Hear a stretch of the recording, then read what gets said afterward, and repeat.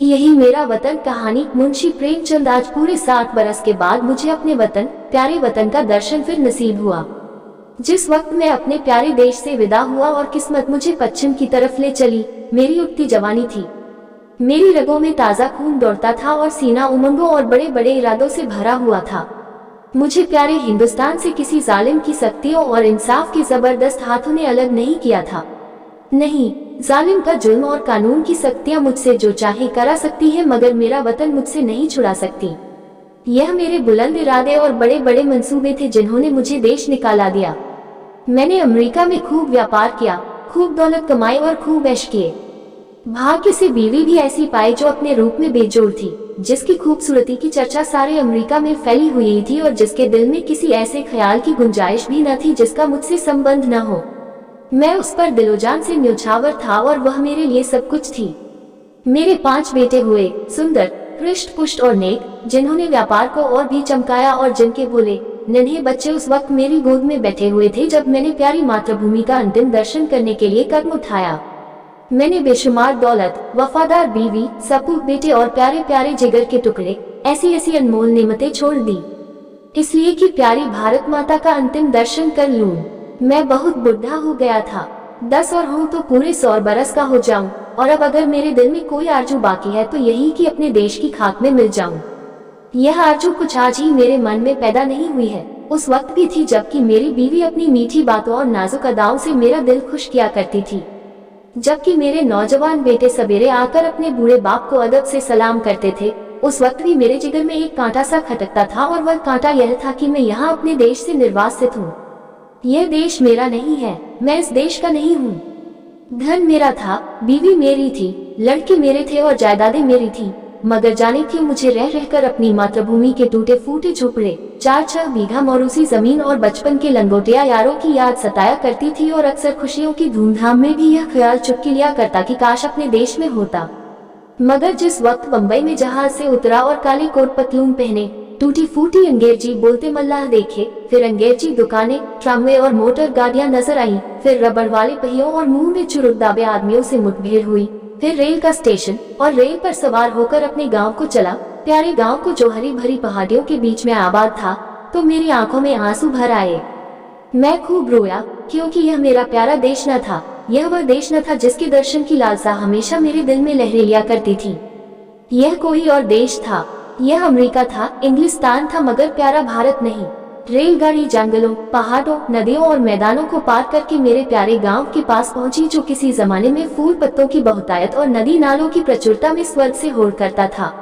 मैं गाड़ी से उतरा तो मेरा दिल बांसों उछल रहा था। अब अपना प्यारा घर देखूंगा, अपने बचपन के प्यारे साथियों से मिलूंगा। मुझे उस वक्त यह बिल्कुल याद न रहा कि मैं 90 बरस का बूढ़ा आदमी हूँ। ज्यों ज्यों मैं गांव के पास पहुंचता था, मेरे कदम जल्द जल्द उठते थे और दिल में एक ऐसी खुशी लहरें मार रही थी जिसे बयान नहीं किया जा सकता। हर चीज पर आंखें फाड़ फाड़ निगाह डालता, हाँ, यह वो नाला है जिसमें हम रोज घोड़े नहलाते और खुद गोते लगाते थे, मगर अब इसके दोनों तरफ कांटेदार तारों की चहारदीवारी खींची हुई थी और सामने एक बंगला था जिसमें 2-3 अंग्रेज बंदूकें लिए इधर उधर ताक रहे थे। नाले में नहाने या नहलाने की सख्त मनाही थी। गांव में गया और आंखें बचपन के साथियों को ढूंढने लगी, मगर अफसोस वह सब के सब मौत का निवाला बन चुके थे और मेरा टूटा फूटा झोपड़ा जिसकी गोद में बरसों तक खेला था, जहां बचपन और बेफिक्रियों के मजे लूटे थे, जिसका नक्शा अभी तक आंखों में फिर रहा है, वह अब एक मिट्टी का ढेर बन गया था। जगह गैर आबाद न थी। सैकड़ों आदमी चलते फिरते नजर आए जो अदालत और कलेक्टरी और थाने पुलिस की बातें कर रहे थे। उनके चेहरे बेजान और फिक्र में डूबे हुए थे और वह सब दुनिया की परेशानियों से टूटे हुए मालूम होते थे। मेरे साथियों किसी हृष्ट पुष्ट, सुंदर, गोरे चिट्टे नौजवान कहीं न दिखाई दिए। वह अखाड़ा जिसकी मेरे हाथों ने बुनियाद डाली थी, वहाँ अब एक टूटा फूटा स्कूल था और उसमें गिनती के बीमार शक्ल सूरत के बच्चे जिनके चेहरों पर भूख लिखी थी, चिथड़े लगाए बैठे ऊँघ रहे थे। नहीं, यह मेरा देश नहीं है। यह देश देखने के लिए मैं इतनी दूर से नहीं आया। यह कोई और देश है, मेरा प्यारा देश नहीं है। उस बरगद के पेड़ की तरफ दौड़ा जिसकी सुहानी छाया में हमने बचपन के मजे लूटे थे, जो हमारे बचपन का हंडोला और जवानी की आरामगाह था। इस प्यारे बरगद को देखते ही रोना सा आने लगा और ऐसी हसरत भरी, तड़पाने वाली और दर्दनाक यादें ताजी हो गईं कि घंटों जमीन पर बैठकर रोता रहा। यही प्यारा बरगद है जिसकी फुंगियों पर हम चढ़ जाते थे। जिसकी जटाएं हमारा झूला थी और जिसके फल हमें सारी दुनिया की मिठाइयों से ज्यादा मजेदार और मीठे मालूम होते थे। वो मेरे गले में बाहें डालकर खेलने वाले हमजोली जो कभी रूठते थे कभी मनाते थे, वह कहाँ गए? आह, मैं बेघर बार मुसाफिर क्या अब अकेला हूँ? क्या मेरा कोई साथी नहीं? इस बरगद के पास अब थाना और पेड़ के नीचे एक कुर्सी पर कोई लाल पगड़ी बांधे बैठा हुआ था। उसके आसपास 10-20 और लाल पगड़ी वाले हाथ बांधे खड़े थे और एक अधनंगा अकाल का मारा आदमी जिस पर अभी अभी चाबुकों की बौछार हुई थी पड़ा सिसक रहा था। मुझे ख्याल आया, यह मेरा प्यारा देश नहीं है, यह कोई और देश है, यह यूरोप है, अमेरिका है, मगर मेरा प्यारा देश नहीं है, हरगिज नहीं। इधर से निराश होकर मैं उस चौपाल की ओर चला जहाँ शाम को पिताजी गांव के और बड़े बूढ़ों के साथ हुक्का पीते और हंसी दिल्लगी करते थे। हम भी उस टाट पर कलाबाजियां खाया करते। कभी कभी वहाँ पंचायत भी बैठती थी जिसके सरपंच हमेशा पिताजी ही होते थे। इसी चौपाल से लगी हुई एक गौशाला थी जहाँ गांव भर की गायें रखी जाती थी और हम यही बछड़ों के साथ कुलेले किया करते थे। अफसोस, अब इस चौपाल का पता न था। वहाँ अब गांव के टीका लगाने का स्टेशन और एक डाकखाना था। उन दिनों इसी चौपाल से लगा हुआ एक कोल्हारा था जहाँ जाड़े के दिनों में ऊँट पेरी जाती थी और गुड़ की महक से दिमाग तर हो जाता था। हम और हमारे हमजोली घंटों गंदेरियों के इंतजार में बैठे रहते थे और गंदेरियां काटने वाले मजदूरों के हाथों की तेजी पर अचरज करते थे जहाँ सैकड़ों बार मैंने कच्चा रस और पक्का दूध मिलाकर पिया था। यहाँ आसपास के घरों से औरतें और बच्चे अपने अपने घड़े लेकर आते और उन्हें रस से भरवा कर ले जाते। अफसोस, वो कोल्हू अभी ज्यों के त्यों गड़े हुए हैं, मगर देखो, कोल्हारे की जगह पर अब एक सन लपेटने वाली मशीन है और उसके सामने एक तंबोली और सिगरेट की दुकान है।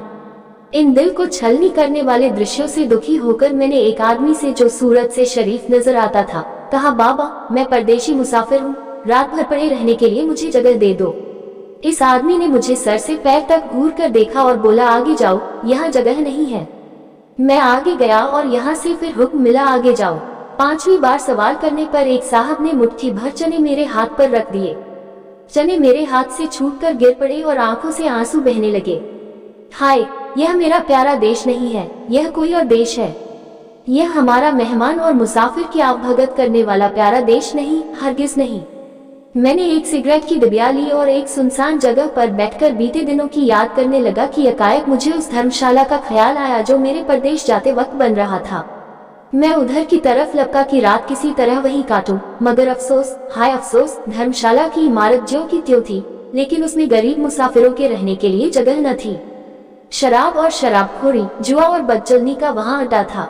यह हालत देखकर बरबस दिल से एक ठंडी आह निकली। मैं जोर से चीख उठा, नहीं नहीं और 1000 बार नहीं, यह मेरा वतन, मेरा प्यारा देश, मेरा प्यारा भारत नहीं है। यह कोई और देश है। यह यूरोप है, अमेरिका है, मगर भारत हरगिज नहीं। अंधेरी रात थी। गीदड़ और कुत्ते अपने राग अलाप रहे थे। मैं दर्द भरा दिल लिए उसी नाले के किनारे जाकर बैठ गया और सोचने लगा कि अब क्या करूं। क्या फिर अपने प्यारे बच्चों के पास लौट जाऊं और अपनी नामुराद मिट्टी अमेरिका की खाक में मिलाऊं? अब तो मेरा कोई वतन न था। पहले मैं वतन से अलग जरूर था, मगर प्यारे वतन की याद दिल में बनी हुई थी। अब बेवतन हूँ, मेरा कोई वतन नहीं। इसी सोच विचार में बहुत देर तक चुपचाप घुटनों में सिर दिए बैठा रहा। रात आंखों ही आंखों में कट गई। घड़ियाल ने 3 बजाए और किसी के गाने की आवाज कानों में आई। दिल ने गुदगुदाया, यह तो वतन का नगमा है, अपने देश का राग है। मैं छट उठ खड़ा हुआ। क्या देखता हूँ कि 15-20 औरतें, बूढ़ी, कमजोर, सफेद धोतियां पहने, हाथों में लोटे लिए स्नान को जा रही हैं और गाती जाती है, प्रभु मेरे अवगुण चित्त न धरो। इस मादक और तड़पा देने वाले राग से मेरे दिल की जो हालत हुई उसका बयान करना मुश्किल है। मैंने अमेरिका की चंचल से चंचल, हंसमुख से हंसमुख सुंदरियों की आलाप सुनी थी और उनकी जबानों से मोहब्बत और प्यार के बोल सुने थे जो मोहक गीतों से भी ज्यादा मीठे थे। मैंने प्यारे बच्चों के अधूरे बोलों और तोतली बानी का आनंद उठाया था। मैंने सुरीली चिड़ियों का चहचहाना सुना था, मगर जो लुत्फ, जो मजा, जो आनंद मुझे गीत में आया वह जिंदगी में कभी और हासिल न हुआ था।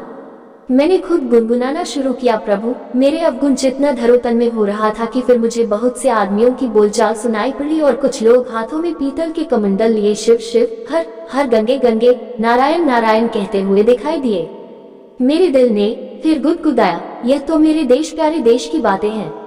मारे खुशी के दिल बाग बाग हो गया। मैं इन आदमियों के साथ हो लिया और 1 2 3 4 5 6 मील पहाड़ी रास्ता पार करने के बाद हम उस नदी के किनारे पहुंचे जिसका नाम पवित्र है, जिसकी लहरों में डुबकी लगाना और जिसकी गोद में मरना हर हिंदू सबसे बड़ा पुण्य समझता है। गंगा मेरे प्यारे गांव से 6-7 मील पर बहती थी और किसी जमाने में सुबह के वक्त घोड़े पर चढ़कर गंगा माता के दर्शन को आया करता था। उनके दर्शन की कामना मेरे दिल में हमेशा थी। यहाँ मैंने हजारों आदमियों को इस सर्द ठिठुरते हुए पानी में डुबकी लगाते देखा। कुछ लोग बालू पर बैठे गायत्री मंत्र जप रहे थे, कुछ लोग हवन करने में लगे हुए थे, कुछ लोग माथे पर टीके लगा रहे थे, कुछ और लोग वेद मंत्र सस्वर पढ़ रहे थे। मेरे दिल ने फिर गुदगुदाया और मैं जोर से कह उठा, हाँ हाँ, यही मेरा देश है, यही मेरा प्यारा वतन है, यही मेरा भारत है। और इसी के दर्शन की, इसी की मिट्टी में मिल जाने की आरज़ू मेरे दिल में थी। मैं खुशी में पागल हो रहा था। मैंने अपना पुराना कोट और पतलून उतार फेंका और जाकर गंगा माता की गोद में गिर पड़ा। जैसे कोई नासमझ भोला भाला बच्चा दिन भर पराए लोगों के साथ रहने के बाद शाम को अपनी प्यारी माँ की गोद में दौड़कर चला आए, उसकी छाती से चिपट जाए। हाँ, अब अपने देश में हूँ। यह मेरा प्यारा वतन है, यह लोग मेरे भाई, गंगा मेरी माता है।